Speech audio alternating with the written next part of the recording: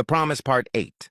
When Chris stepped inside, Lena barely had time to breathe before he drew her into his arms again. For a moment, neither of them moved. His chest rose against hers, steady and sure, and the warmth of the embrace made the small room feel like the only safe place left in the world. When he finally pulled back, his hands were reluctant, one still resting lightly at her waist as if he had forgotten to let go. Lena didn't remind him, she only smiled, the faintest blush coloring her cheeks.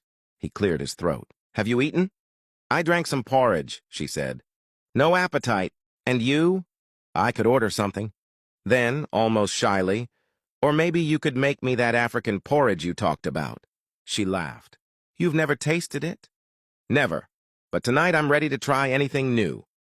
She turned to the stove. He stayed close behind her as she poured water into the pot. Steam rose between them, curling through the air. The scent of maize meal and butter wrapped the kitchen in comfort. From where he stood, he could see the soft glow of her skin in the light, the warm brown that caught every flicker of gold from the lamp.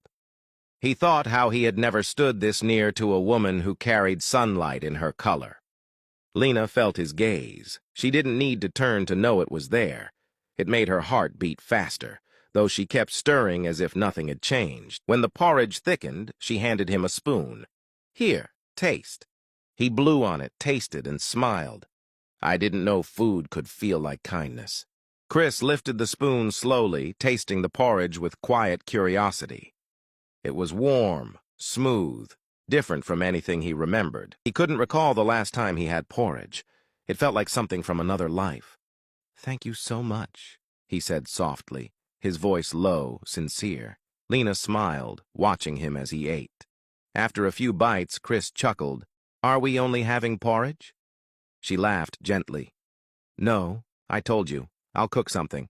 When he finished, he rinsed his mug and opened the fridge. Empty shelves, no juice, no vegetables. "Let me go buy a few things," he offered.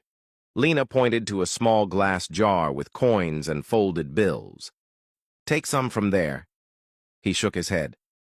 "I have a little money with me," she insisted, but when she turned away, he only pretended to take a few coins. He couldn't bring himself to use her savings. She needed them more than he did. He smiled faintly, pocketing nothing, and left for the store with quiet resolve.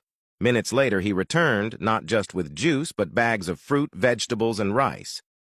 "You went for juice," she said, amused, "but came back with a whole store."